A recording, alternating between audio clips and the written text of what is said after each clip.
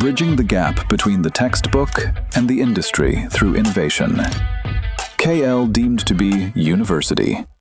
Commissioner గారి దగ్గర నుంచి మొదలు పెడితే, సీతా చైర్మన్ గారి దగ్గర నుంచి మొదలు పెడితే, మన గోవింద హరి గారు, మన ఇక్కడి నుంచి చూస్తే అందరిగో ఇక్కడ ఈఓ గారి నుంచి మొదలు పెడితే ఆ లైన్ అంతా కూడా బ్రాహ్మలే ఉన్నారు. అది ఒక అదృష్టంగా భావించాలి. ఎందుకు అనంటే మామూలు వాళ్ళకు ఉన్నదానికంటే కూడా వాళ్ళకు పార్షాలిటీ ఎక్కువగా ఉంటుంది. ఎందుకంటే కొంత గుళ్ళ మీద కానీ, భక్తి మీద కానీ, లేకపోతే దేవుళ్ళ దగ్గర పనిచేసే వ్యక్తుల మీద కానీ ఏ విధంగా అభివృద్ధి చేయాలనేటువంటి తపన వాళ్ళలో ఉంటుంది. నేను బ్రాహ్మణ్ణి కాకపోయినా కూడా నాకు కూడా ఈ అవకాశం నాకు దేవుడు ఇచ్చాడు. ఇచ్చినప్పుడు దీన్ని నేను ఎందుకు ఉపయోగించుకోకూడదు, అది ఉపయోగించుకునే అవకాశం ఉంది కదా అని చెప్పేసి నేను నా ఆలోచనలను నేను అప్పుడు షేర్ చేసుకుంటూ ఉంటాను కమిషనర్ గారితో, మన సెక్రటరీ గారితో. అనుకున్న వెంటనే కూడా వాళ్ళ ఫైల్స్ మూవ్ చేస్తారు, దాన్ని ఇంప్లిమెంటేషన్ చేసే కార్యక్రమం కూడా చేస్తారు. దాంట్లో భాగంగానే మన కమిషనర్ గారు చాలా డీటెయిల్డ్గా చెప్పడం జరిగింది.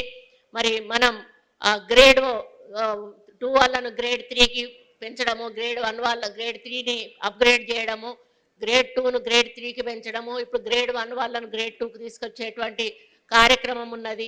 అది కూడా త్వరలోనే చేపట్టబోతా ఉన్నాము. ఈరోజు 191 మిమ్మల్ని నియమించడమే కాకుండా ఇప్పుడే గోవిందహరి గారు అన్నారు, ఇంకా ఏదున్నా కూడా ఇటువంటిది ఇంకొక పెద్ద సభ పెట్టాల్సిన అవసరం రావాలి. తప్పకుండా మనం ఎంక్వైరీ చేసి మనకు ఎక్కడెక్కడ అవసరాలు ఉన్నాయో తెప్పించుకొని మళ్ళీ ఇదే విధంగా ఎగ్జామ్ కండక్ట్ చేసి వాళ్ళని మళ్ళీ నియమించాలనేటువంటి మాట చెప్పారు.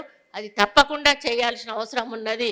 ఎందుకంటే ఎక్కడెక్కడైతే దేవాలయాలు ఉన్నాయో అక్కడ తప్పకుండా దేవుడికి కైంకర్యాలు అనేటివి జరగాలి. అది జరగకపోతే మనకు సమాజానికి కూడా మంచిది కాదు అనేటువంటి విషయం మనం ఆలోచించాలి. ఈరోజు వర్షాలు పడట్లేదు, పంటలు పండట్లేదు, మరి ఈరోజు రేపు ఏం జరుగుతుందో తెలియనటువంటి పరిస్థితి ఉంది. కాబట్టి భగవంతుడిని ప్రార్థిస్తే మనకు అన్ని శుభాలు జరుగుతాయి. కాబట్టి భగవంతుడి సేవ అనేది మనం చేసుకోవాల్సిన అవసరం ఉంది. చేసుకుందామన్నా కూడా అన్ని టెంపుల్స్లో కూడా మరి వాళ్ళు ఉండాల్సిన అవసరం ఉందనేది కూడా నేను ఈ సందర్భంగా నేను తెలియజేస్తా ఉన్నాను. అదే మా పిఎస్ గారు సోమరాజు కూడా బ్రాహ్మలే, ఆయన కూడా చెప్పంగానే ఫైల్ వెంటనే మూవ్ చేసి ఆయన కూడా పెడతా ఉంటాడు అన్నట్టు. అయితే మరి ఈరోజు మనము తెలంగాణ రాష్ట్రంలో మరి ఇంత పెద్ద స్థాయిలో నియమించుకోవడం, ఈ నియామకాల్లో వేద పారాయణదార, అర్చకుడు, పురోహితుడు, పరిచారకుడు, మరి వాహన పురోహితుడు, సహాయ వంటవాడు, డోలు, సన్నాయి, శృతి, తాళం, మృదంగం అటువంటి పోస్టులను మరి సంబంధిత దేవాలయాల ఆగమ సాంప్రదాయాలు, ఆచార వ్యవహారాలు మరియు సాంప్రదాయాల ప్రకారం మనం భర్తీ చేయడం జరిగింది. ఎటు పడితే అటు మనం చేయలేదు. ఎందుకంటే మొన్న మాకు ఒక కంప్లైంట్ వచ్చింది ఏంటంటే యాదగిరి వాళ్ళు వేములవాడ పోయినరు, వేములవాడ వాళ్ళు యాదగిరి వచ్చిండ్రు, వాళ్ళు ఇమ్మడలేకపోతా ఉన్నారు, కాబట్టి వాళ్ళు ఎక్కడోళ్ళని అక్కడ ట్రాన్స్ఫర్ చేయండి అంటే ఒక్క సంతకంతో 40 మందిని మేము ఎక్కడ కావాలన్న వాళ్ళని అక్కడ వెంటనే ట్రాన్స్ఫర్ చేయడం జరిగింది. ఎందుకంటే మనస్ఫూర్తిగా దేవుడికి ధ్యానం చేయాలి, పూజ చేయాలి అంటే వాళ్ళు కోరుకున్న దేవాలయంలో, వాళ్ళు ఉన్న దేవాలయంలో ఉండాలి అని వాళ్ళు అడిగినప్పుడు మరి వెంటనే కమిషనర్ గారితో ఆర్డర్స్ కూడా ఇప్పియడం జరిగింది.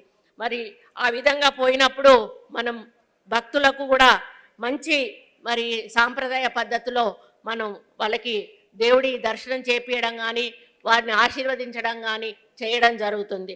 మరి ప్రముఖ వేద మరియు ఆగమ పండితులతో కూడినటువంటి రాష్ట్ర స్థాయి కమిటీని బ్రహ్మశ్రీ డాక్టర్ వి రామ గణపతి గల్ గారి అధ్యక్షతన మరి ముఖ్య పరీక్షాధికారిగా వారిని నియమించడం జరిగింది. ఈ కమిటీలో ఋగ్వేద, యజుర్వేద, అధర్వణవేద, సామవేద సాంప్రదాయాలకు చెందిన నిపుణులను కూడా సభ్యులుగా పెట్టడం జరిగింది.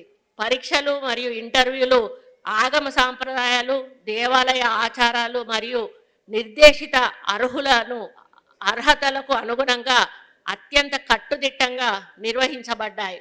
నిపుణుల కమిటీ పర్యవేక్షణలో దేవాదాయ ధర్మాదాయ శాఖ ద్వారా మొత్తం 191 మంది మతపరమైనటువంటి పోస్టులు భర్తీ చేయబడి అర్హత మరియు నైపుణ్యం కలిగిన అభ్యర్థులను ఈరోజు ఎంపిక చేయడం జరిగింది. ఎంపికైన 191 మంది అభ్యర్థులకు ఈరోజు మరి నియామక పత్రాలు సిద్ధంగా ఉన్నాయి. మరి ఈరోజు మేము ఇవ్వబోతా ఉన్నాము. అందులో ఆర్జేసీ 96, డీసీ 18, దేవాలయాల సంఖ్య ఇవన్నీ ఉన్నాయి, డీటెయిల్స్ అన్నీ కూడా మా వాళ్ళు రాసిచ్చారు. మరి అదేవిధంగా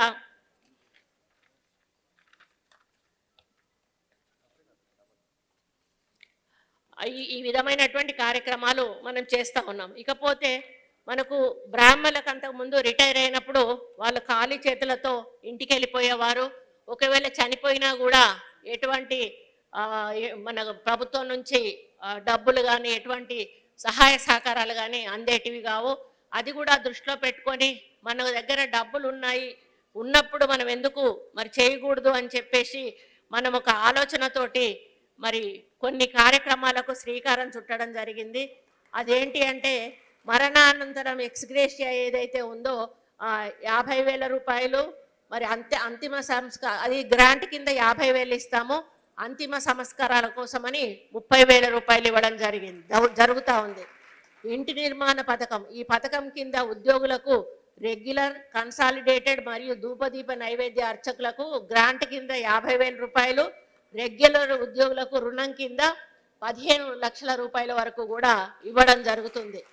ఇంటి మరమ్మతు కోసం అని చెప్పి ఈ పథకం కింద రెగ్యులర్ ఉద్యోగులకు, కన్సాలిడేటెడ్ మరియు ధూపదీప నైవేద్య అర్చకులకు గ్రాంట్ కింద, గ్రాంట్ అంటే మళ్ళీ మీరు తిరిగి చెల్లించాల్సిన అవసరం లేదు, అది 30,000, రెగ్యులర్ ఉద్యోగులకు రుణం కింద 5 లక్షల రూపాయలు ఇవ్వడం జరుగుతుంది. అదేవిధంగా విద్య కోసమని రెగ్యులర్, కన్సాలిడేటెడ్ మరియు ధూపదీప నైవేద్య అర్చకులకు గ్రాంట్ కింద ఇంతకుముందు 35,000 ఉంటే 50,000కు పెంచాము, రెగ్యులర్ ఉద్యోగులకు రుణం కింద 8 లక్షల రూపాయలు ఇవ్వడం జరుగుతుంది. మరి విధులు నిర్వహించలేని వికలాంగులైన ఉద్యోగులకు గ్రాంట్ ఆర్థిక సహాయం కింద కనీసం 5 నుండి 10 సంవత్సరాల లోపు సేవ చేసిన వారికి 1,00,000 రూపాయలు, కనీసం 10 సంవత్సరాల పైగా సేవ చేసిన వారికి 2 లక్షల రూపాయలు కూడా ఇవ్వడం జరుగుతుంది. మరి అర్చకులు మరియు ఇతర ఉద్యోగులకు మరణానంతరం చెల్లించు రిటైర్మెంట్ గ్రాట్యుటీ గ్రాంట్ రూపంలో 20 సంవత్సరాల పైన సేవ చేసిన వారికి 12 లక్షల రూపాయలు, 15 నుండి 20 సంవత్సరాల మధ్య సేవ చేసిన వారికి 6 లక్షల రూపాయలు, 10 సంవత్సరాల నుంచి 15 సంవత్సరాల మధ్య సేవ చేసిన వారికి 4 లక్షల రూపాయలు, 10 సంవత్సరాలు కనీస సేవ పూర్తి కాకముందే మరణించిన వారికి 2 లక్షల రూపాయలు గ్రాంట్ కింద ఇవ్వడం జరుగుతుంది.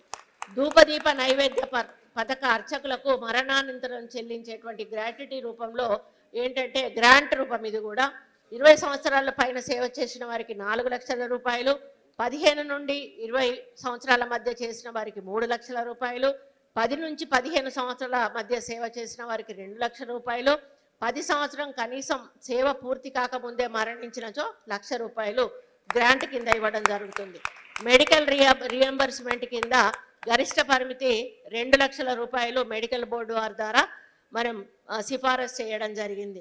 వివాహము, మరి ఈ పథకం కింద రెగ్యులర్ ఉద్యోగులకు, కన్సాలిడేటర్ మరియు ధూపదీప నైవేద్య అర్చకులకు గ్రాంట్ కింద 1,1016 ఇవ్వడం జరుగుతుంది. రెగ్యులర్ ఉద్యోగులకు లోన్ కింద, రుణం కింద 3 లక్షల రూపాయలు కూడా ఇవ్వడం జరుగుతుంది.